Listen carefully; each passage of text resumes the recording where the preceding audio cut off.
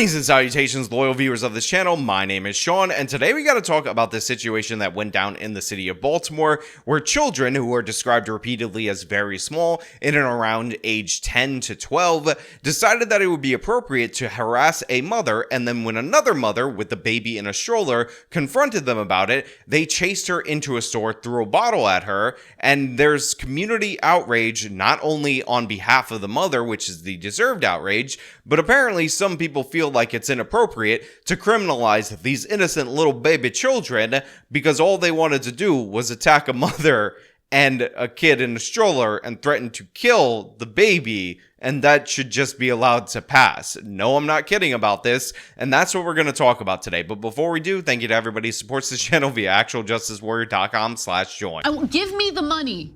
Give me the money. Okay. I will also remind you that on Wednesday, October 23rd, I will be live debating in person at the Sovereign House in Lower Manhattan. Registration to attend is free. I'd love for you guys to be there. Link in the top of the description for that registration. Well, Maxine and Kai, Lydia became the target of a crime when she was actually trying to help another mother and daughter, and just how little these kids are in this video. So right off the top, I just want to say that if you're in the city of Baltimore at all, for any reason whatsoever, then you should leave the city of Baltimore. That is the best sage advice I will give throughout the course of this video. That is the end of my TED Talk right here. And I say that even acknowledging the fact that the new district attorney of Baltimore, Ivan Bates, that covers this particular area, who replaced Marilyn Mosby, has improved the crime situation there substantially, and I've given him credit in the past for that. That being said, Baltimore is Baltimore. This kind of stuff is definitely going to happen, but here you have a woman that is completely unjaded by the situation, who decided to do the right thing and ended up suffering the consequences of it. Along the waterfront in the Canton neighborhood. Look how clean it is. Lydia was out for a walk with her 11-month-old daughter. Usually I walk along the waterfront so she can look at all the ducks and the geese and the boats. That's when she noticed two juveniles harassing another mom and her daughter sitting on a bench. That's when she took out her phone to document it. Now look, I understand that a lot of people, and I mean a lot of people on the left side of the political spectrum, see a white woman doing the right thing, noticing black criminality, and immediately think to themselves, hey, you know what? I believe we have a Karen situation right here, and we need to stop the evil white racism of said Karen. But the facts of this case are pretty clear, pretty straightforward. These juveniles were harassing a mother and her child. You have another mother and her child seeing this, deciding that she wants to document this, and then they end up confronting her. You see on like all the Facebook neighborhood groups, you know, does anybody have any photos? Does anybody have any pictures of like this happened and we were attacked? And that's when the two juveniles turned their attention to Lydia. They're like, give me your phone. I was like, no, you can't have this phone. Demanding she delete the picture, but things only went from bad to worse. And by the way, there were threats also thrown in, people threatening to snap the neck of the daughter of the first mother, which is just absurd. But again, these kids are completely out of control, and part of the reason for that is that there are no real consequences for youth offenders, even with the changeover to Ivan Bates, because of the way that the laws were set up in the city of Baltimore. They were threatening, harassing her, and said, you know, you're lucky you don't snap your baby's neck, and a bunch of other things. The pair taking aim at Lydia's baby. Lydia ran inside Bayside Cantina, hoping to get help. So this woman gets confronted by these kids. They end up saying that they want the phone, delete the photo. You're going to have to deal with the consequences of that. Just thug behavior that we can come to expect in a place like Baltimore. So she ends up retreating to this restaurant in the city of Baltimore in order to avoid them. And as she's entering, they fling a bottle at her.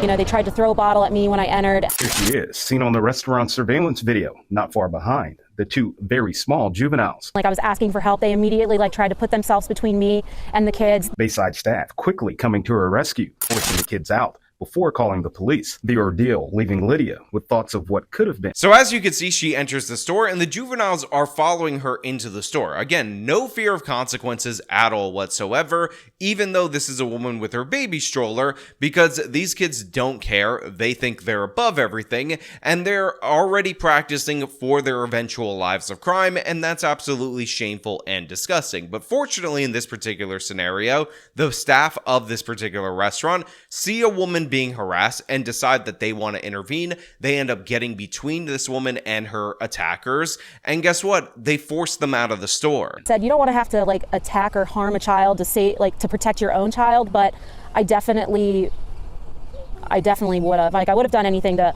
protect her. Now, look, I give credit to everyone except for these two young thugs in this particular case, because you have the staff of this restaurant deciding to intervene. Obviously, third-party interventions can oftentimes not work out for the interveners, but they don't care. They're not going to allow this to go down in their particular restaurant, and they shoo these kids away. But the mom herself is saying, look, I don't want to be in a scenario where I have to hurt children in order to protect my child, but to be clear, I 100% would. And the crazy thing is that these kids, we don't even know if they were arrested, and if they were arrested, they likely would have been turned over to the custody of their parents, or parent more likely, and there would be no consequences for their actions. And this is why we have a repeating cycle of youth violence in the city of Baltimore. But I do give credit to this woman for saying, you know what, I was going to come after these kids if they decided to keep coming after my actual baby. Now, like many others, this mom is wanting more when it comes to accountability. I don't know what that looks like. Definitely like some sort of punishment, some sort of disciplinary action. It just seems that there's no real consequence or no real path to help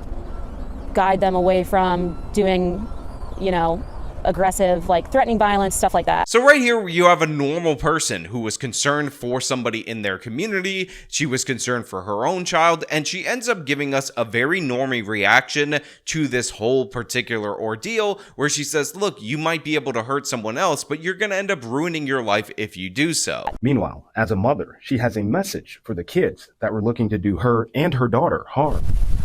You could hurt somebody else, but you're going to ruin your life too if you do something, and especially if you continue to do it and then you're an adult. Then you do have consequences. Now, unfortunately for this woman, she doesn't know where she lives, and that's why she needs to leave the city of Baltimore, because had those kids attacked her and her baby, had they done it viciously and on video, they would have gotten the same slap on the wrist that they would get if they were arrested just for the harassment and throwing the bottle. Again, Baltimore is very soft on youth offenders. We've done stories about how kids have stolen cars multiple times in a day, and the police are obligated to just drop the kid right back off at their home, and then they go out and commit more and more crimes. So she's wrong about the fact that they would ruin their lives. In fact, it is more likely, if she were to defend herself, that she would face significant consequences for that self-defense, especially based on the racial politics going on in this particular city. Taking criminals out of our kids. You know what I'm saying? And they're growing up now young thinking that they can get away with the little things. But when you threaten a lady with a baby... Now, look, the local news affiliate actually did a second follow-up segment to this where they talked to average everyday residents of Baltimore about this particular incident and what they would do. And very disappointingly, this white guy was talking about, oh, how it depends, and they're just little bebe innocent kids, and ended up giving the other side, the woke side of this conversation. Fox 45 showed the video to this father. I've got two little ones. I would say my wife would be scared. And asked if the size of the juveniles matters based on the claims of a physical assault and a verbal threat. It just depends on the situation. Now, that being said, I do think it's absolutely crucial for you guys to understand that there are still normal people in the city of Baltimore. There are rational people in the city of Baltimore, and there are people who understand the gravity of the actions of these kids, and this near 70-year-old black guy is one of those people. I've been living here 70 years, and I ain't thought about moving up until this would happen. Pender says current juvenile crime laws are setting up juveniles to fail. You making criminals out of these young kids because they feel that they got the opportunity now. Oh, I'm gonna get out the hour. It has a message for two very powerful parents. I'm putting it on their doorstep, the governor and the mayor. If that was your daughter or your kid got hurt, what in the hell would you do? So obviously this is a sentiment that we've heard a lot from older people in a lot of these urban areas that have seen crime spikes in recent years, which is the youth are completely out of control, and it is the lack of consequences for them that allow them to be out of control, but it's something very concerning to him. Now, in a different part of this interview, he says something about how he is thinking about leaving Baltimore for the first time in 70 years, already passing my test for what you should do if you ever find yourself in the city of Baltimore. But his reaction to those kids, and when he hears what they said to these mothers, priceless. Size does not matter. If you do a crime, that's it. But not everyone, like Larry Pender, agrees. They say they're gonna snap the kid's neck. If that was my wife or my daughter or my mother or whoever, I would smack out of me because it's not fair. Now again, I don't condone physical violence at all whatsoever. Obviously, you are allowed to defend yourself, but again, follow the rules in your jurisdiction